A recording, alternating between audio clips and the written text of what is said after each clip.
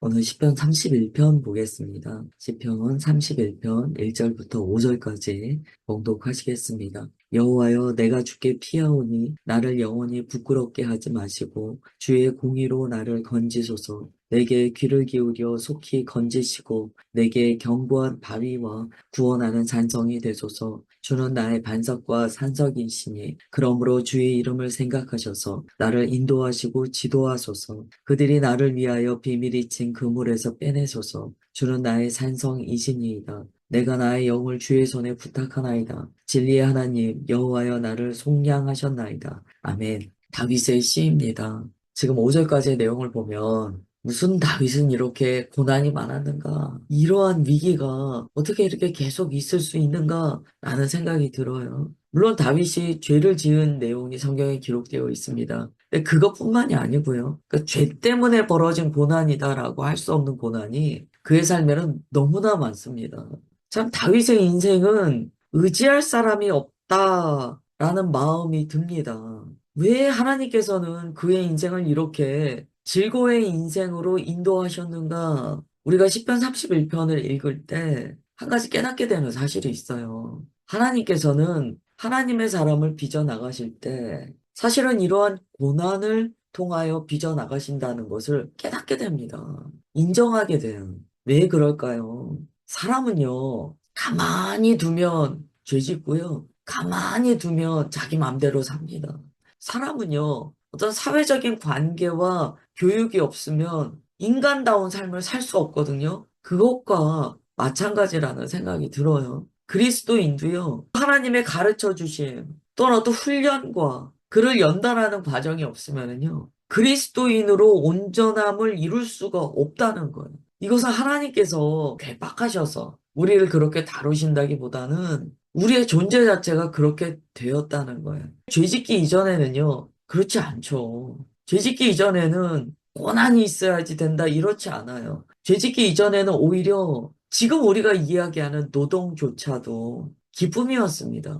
우리가 죄 때문에 병든 이후에 이런 현상이 일어나는 거예요. 특별히 다윗 같은 경우는 하나님께서 다윗의 후손으로 예수님이 오시도록 예정되어 있었기 때문에 그에게 사람이 갖는 많은 요소들을 딱 경험하게 하시고 또한 복음적인 많은 것들을 주님께서 그 삶의 후대를 위하여, 후손을 위하여 다 경험하게 하셨던 것 같아요.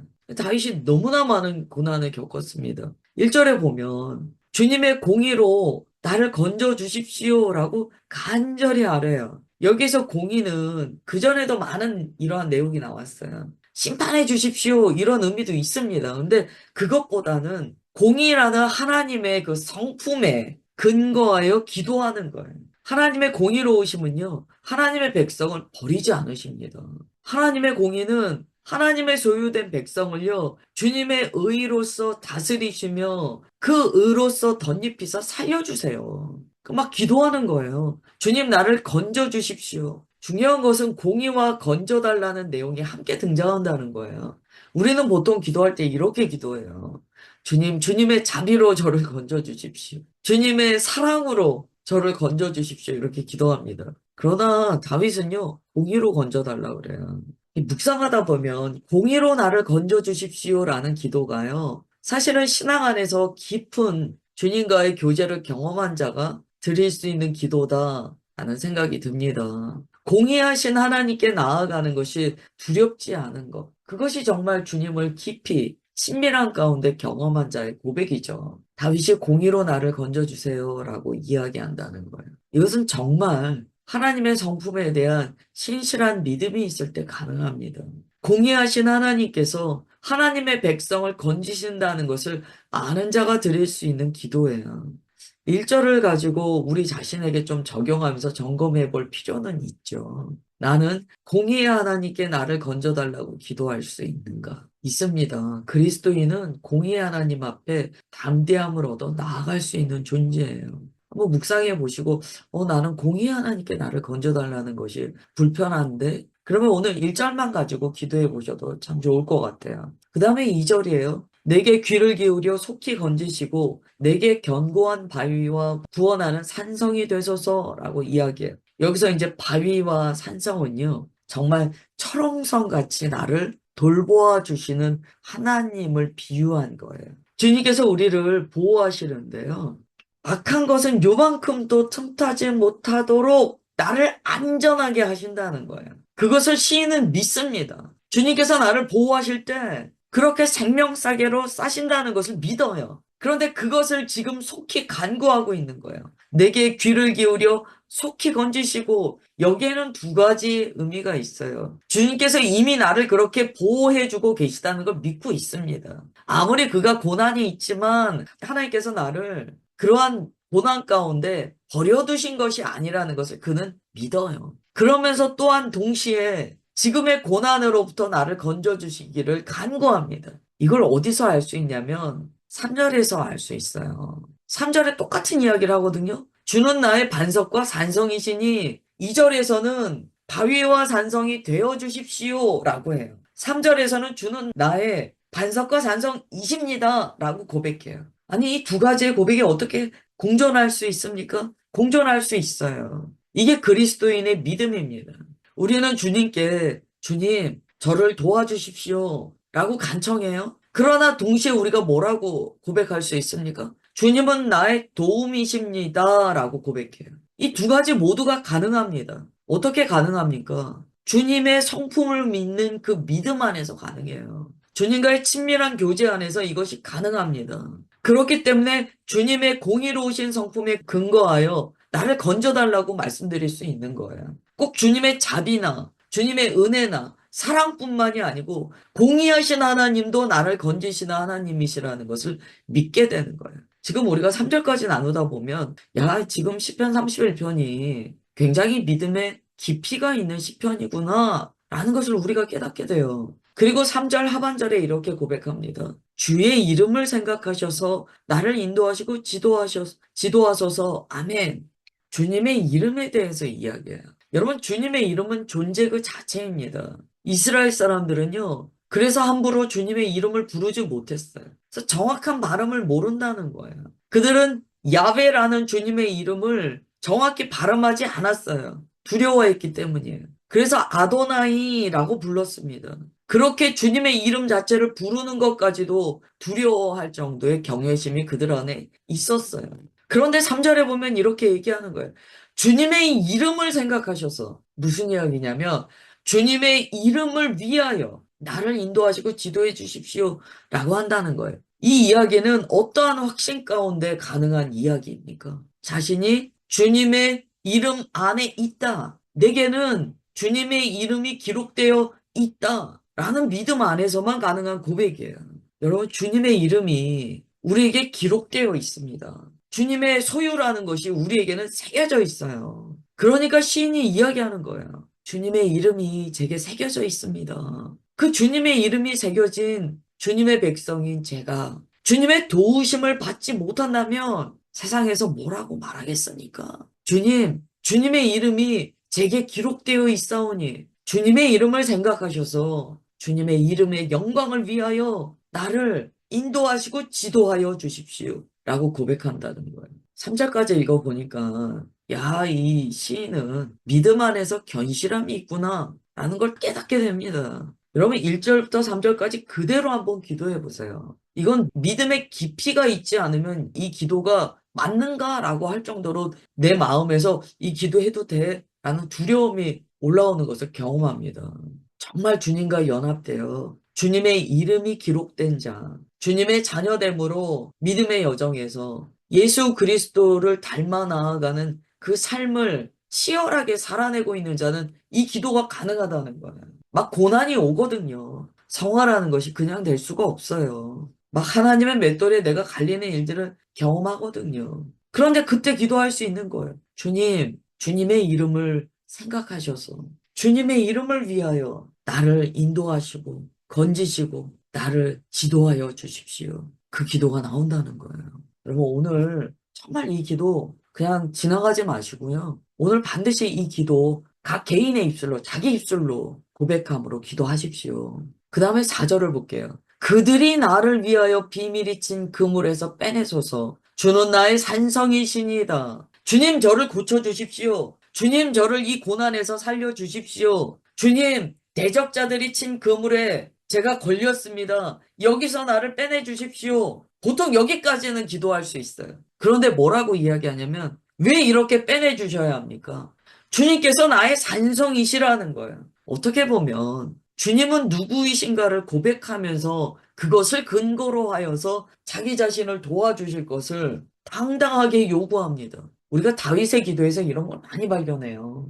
아버지께 우리가 무언가를 기도할 때 아버지께 아버지 저 냉장고에 있는 거 먹어도 돼요? 아버지 저 오늘 집에 들어가도 돼요? 라고 질문하는 사람은 없잖아요. 아버지와의 관계성이라는 것이 그러한 것들을 질문하지 않아도 되는 믿음을 주잖아요. 지금 시편 31편의 이 모든 기도는요. 아버지와의 관계성 안에서 드리는 기도입니다. 주님은 나의 산성이십니다. 그러니까 나를 당연히 이 대적자들의 그물에서 빼내주셔야 합니다. 라는 기도예요. 그리고 이제 우리가 5절에서 깜짝 놀라게 돼요. 이 5절은 예수님께서 십자가상에서 하신 기도예요. 예수님께서 누가복음 23장 46절에 보면 하나님께 주님의 영혼을 의탁해요. 주님, 나의 영혼을 주께 부탁하나이다 라고 기도하세요. 그 동일한 기도가 구약 시편 31편 5절에 적혀 있다는 거예요. 아, 여기서 우리가 깨닫게 돼요. 시편에 나타나 있는 이러한 고백을 예수님께서 동일하게 고백하심으로써 십자가에서 돌아가신 예수님께서는 완전한 인간의 대표로 돌아가셨다는 것을 알려주시는 거예요. 그래서 이 5절이 굉장히 중요합니다. 지금 시편 기자가 얘기해요. 내가 나의 영을 주의 손에 부탁하나이다. 이게 사람이 극심한 고난 가운데 할 수 있는 기도의 내용이에요. 주님, 제 영혼을 주님 손에 부탁합니다. 여러분, 우리가 잠들 때 무슨 기도합니까? 우리의 영혼육을 주님께 의탁하잖아요. 우리의 삶은요, 주님께 나의 영혼육을 의탁하는 삶의 여정입니다. 시편 기자가 극심한 고난 가운데에서 무엇을 배우냐면, 나의 영혼육이 온전히 주님 손에 의탁되어진다는 것을 경험해요. 성화의 과정에서 이 경험은 필요합니다. 그리고 이 경험은 지속됩니다. 믿음 안에서 계속적으로 나의 영혼을 주님께 의탁하는 삶을 살게 돼요. 그리고 십자가상에서 주님께서 나의 영혼을 아버지 손에 부탁하나이다 라고 하셨던 주님의 이 고백에 담긴 의미가 무엇이었는가를 5절은 가르쳐 줍니다. 이렇게 이야기해요. 진리의 하나님 여호와여 나를 속량하셨나이다. 여러분 예수님께서 십자가에서 이 기도하셨어요. 인류의 모든 죄를 흡수하시며 그 숨이 끊어지시기 전에 하나님께 나의 영혼을 주님 손에 의탁하나이다. 이것은 모든 죄 지은 자의 대표가 되셨어요. 그들이 육신은 이렇게 죽지만 그들의 영혼은 주님 안에 영원토록 사는 것을 믿습니다. 라고 고백하신 거예요. 그리고 이 고백은요. 진리의 하나님 여호와께서 약속의 말씀을 주신 하나님께서 나를 속량하셨나이다. 예수님께서 모든 죄를 흡수하셨잖아요. 죄와 사망의 권세 아래 놓여있는 이 비극적인 이 상태에서 저들을 노임받게 하시는 것을 믿습니다라고 고백한 거예요. 여러분 5절을 오늘 이렇게 묵상하시다 보면 아 예수님께서 십자가에서 이 말씀을 하셨을 때 이러한 의미가 담겨 있구나라는 걸 깨닫게 돼요. 이 외침은 모든 죄 지은 아담들의 대표자로서 주님께서 하신 외침이에요. 우리의 영혼은 주님의 손에 의탁되었습니다. 그래서 우리는 이 구원을 빼앗기지 않아요. 주님께서는 우리를 끝까지 보호해 주세요. 자기가 자기 영혼을 마귀에게 팔지 않는 이상 주님께서는 우리를 붙들어 주세요. 그리고 이 사실은 우리를 속량하여 주신 하나님을 향한 믿음과 함께 우리의 심령 가운데 새겨지게 됩니다.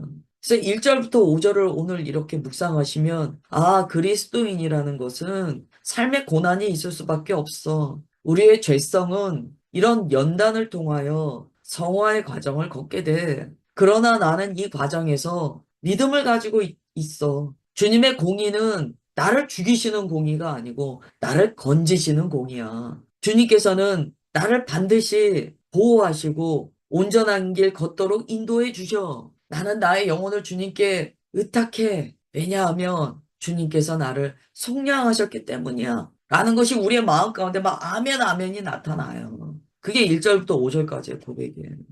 오늘은 우리가 여기까지 보는데요. 5절이 예수님께서 십자가에서 외치신 그 기도였다는 것을 좀 기억하시면서 1절과 5절 오늘 한 달 좀 묵상하십시오. 특별히 내 삶에 왜 이렇게 고난이 많아, 고통이 많아 라고 이게 생각되시는 분이 있다면 오늘 이것 그대로 기도하세요. 주님께서 우리의 영혼을 건지시고 또한 우리 육신의 공고함을 치유하시고 문제를 해결해 주시고 나를 이 죄로부터 속량하사 예수 그리스도의 놀라운 은혜로 사로잡아 주시는 것을 믿습니다. 기도하겠습니다. 하나님 아버지, 오늘 시편 31편 말씀을 통하여 예수님께서 십자가에서 외치신 그 말씀이 무엇이었는지를 우리가 깨닫게 됩니다.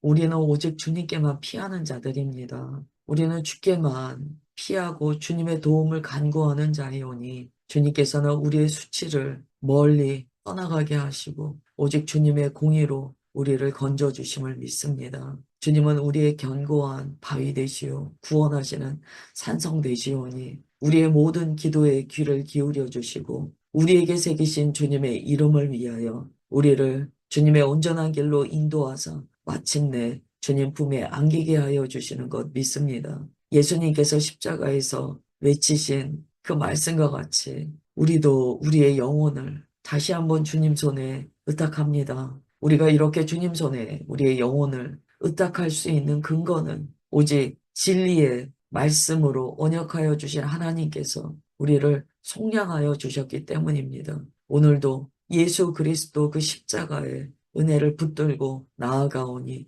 주의 자녀들 영혼의 평안함과 속량하여 주신 주님의 사랑을 경험하게 하옵소서. 주 안에서 평강을 누리게 하옵소서. 주님 그렇게 역사하여 주시는 것 믿사오며 사랑하는 주 예수 그리스도의 이름으로 기도드리옵나이다. 아멘.